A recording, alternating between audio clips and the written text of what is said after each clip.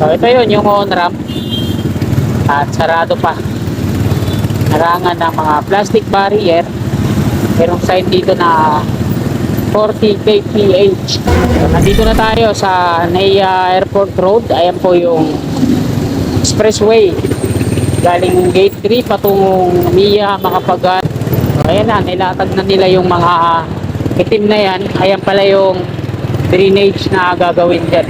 Sinimulan ko to, walang naniniwala sa paligid ko. Ano? Magandang hapon po sa inyong lahat mga kasikap. Nandito na naman po tayo sa kahabaan ng Aurora Boulevard dito sa Tramo, Pasay. No? At mag-update po ulit tayo dito sa NAIA Expressway extension to EDSA. On-ramp po ito galing dito sa EDSA southbound patungong NAIA Expressway. So wag na po natin patagalin to. Tara, let's go! Araw po ngayon ng Martes mga kasikap. Ika-13 na po ng Pebrero taong 2024 at eto, ika-3 na po ng hapon. Dito po tayo sa kahabaan ng Aurora Boulevard. Dito po yung flyover galing EDSA southbound sa ating gawing kaliwa. Eto, dama ko na yung traffic.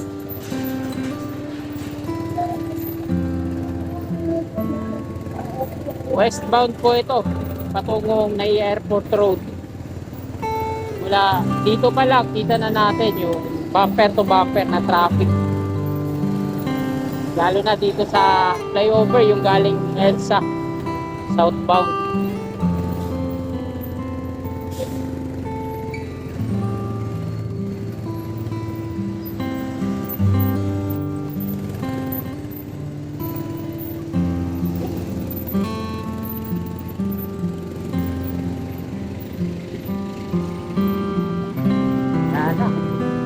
Tuna, pati motorsiklo, no?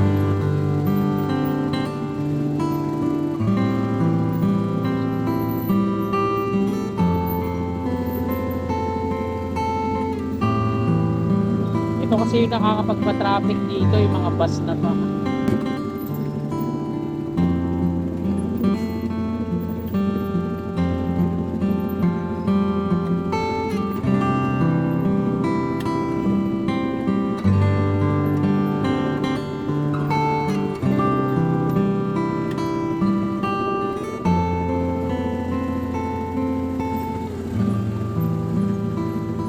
Sarado pa rin yung on-ramp patungong expressway.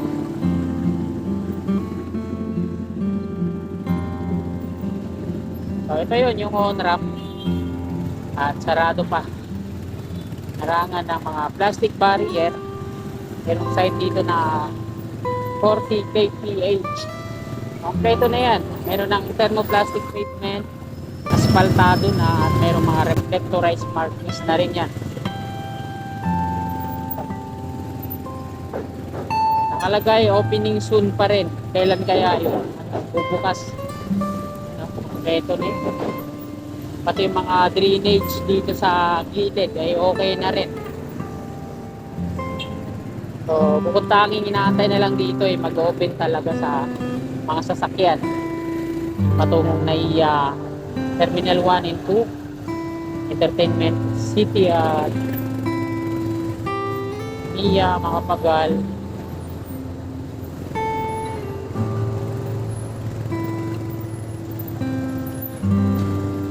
Dito tayo sa gilid para makita natin. Ginamit nila dito sa pababang rampa sheet pile.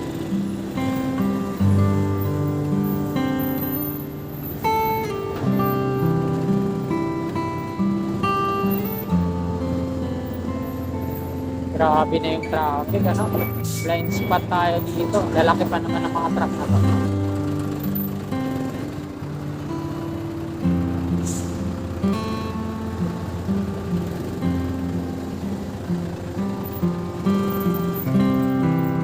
Need natin dito dumaan sa gilid.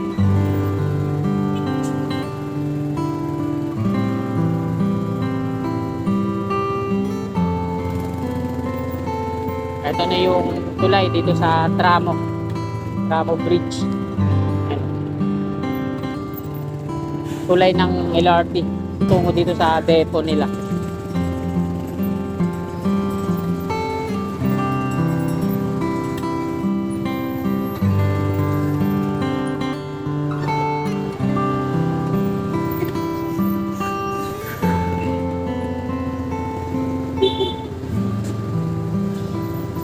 Dito tayo sa inner lane.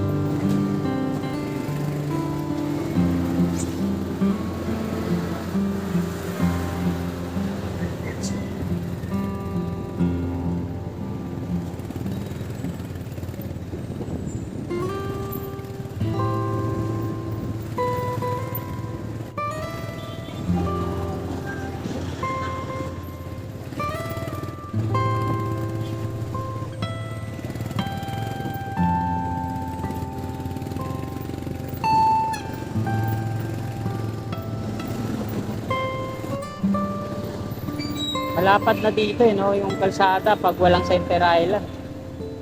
Grabe. Traffic talaga.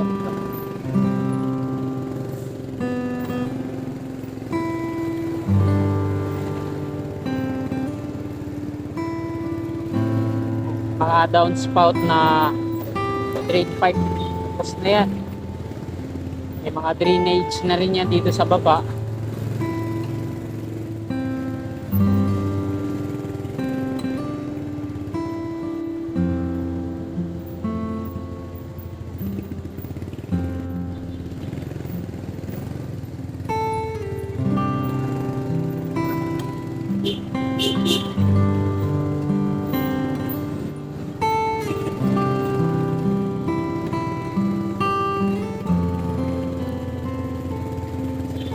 So, nandito na tayo sa NAIA Airport Road. Ayan po yung expressway galing Gate 3 patungong NAIA, Macapagal at PITX.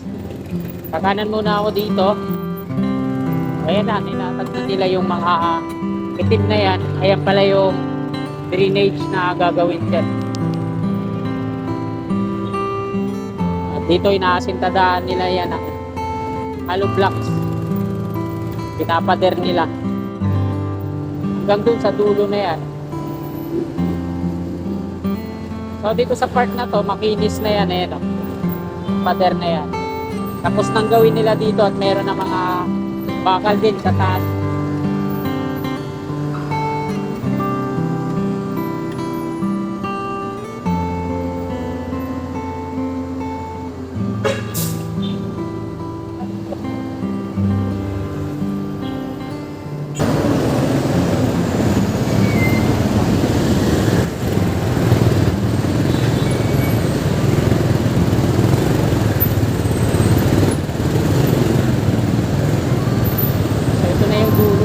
Dito na ako mag-U-turn.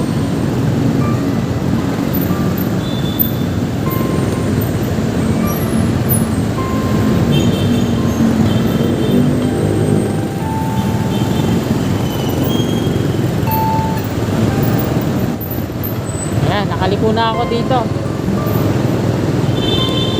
Yung pinakadulo niyan, napanginis pa lalo, no?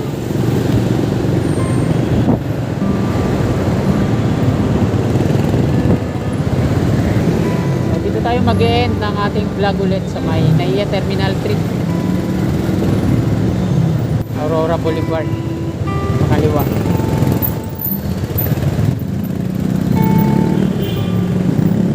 Diretso po tayo Andros Avenue.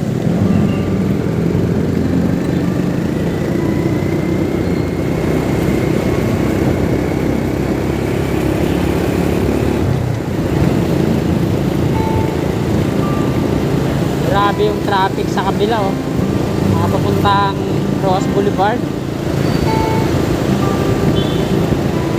Ito naman yung Andros Avenue patungong Gate 3.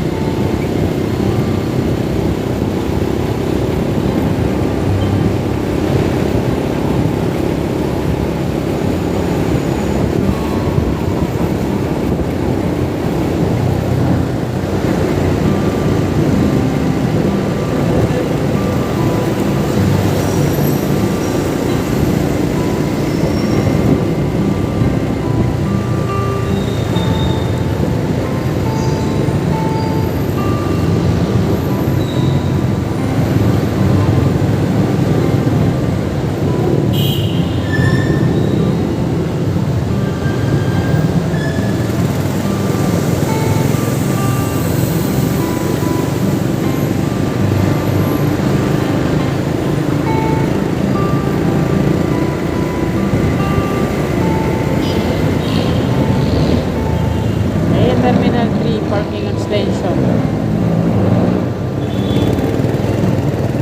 Default circle.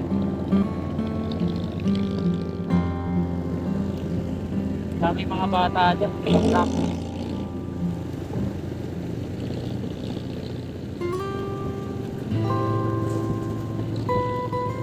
Practice kayo.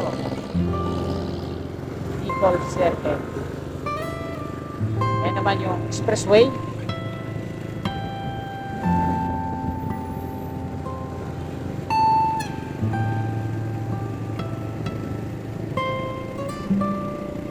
At dito ulit tayo mag-end ng ating vlog sa Villamor Air Base.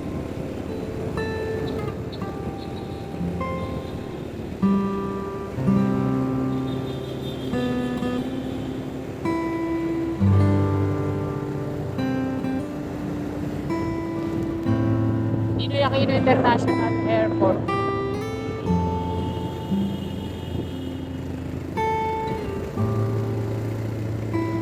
Elevated walkway mula dito sa kaliwa patungo dito sa departure at arrival.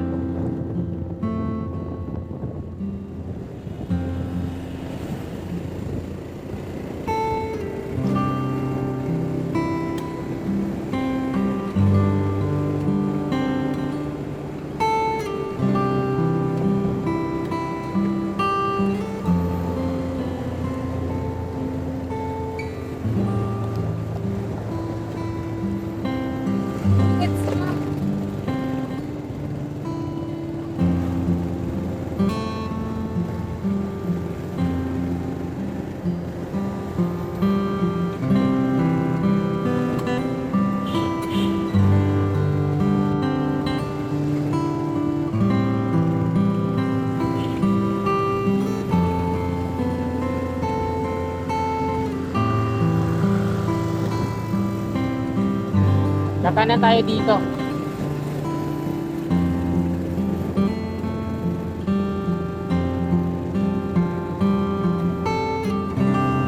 At nandito na tayo sa Villamor Air Base Gate 4.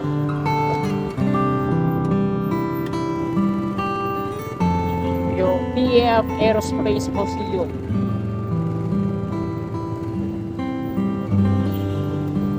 At ito po muna ako dito.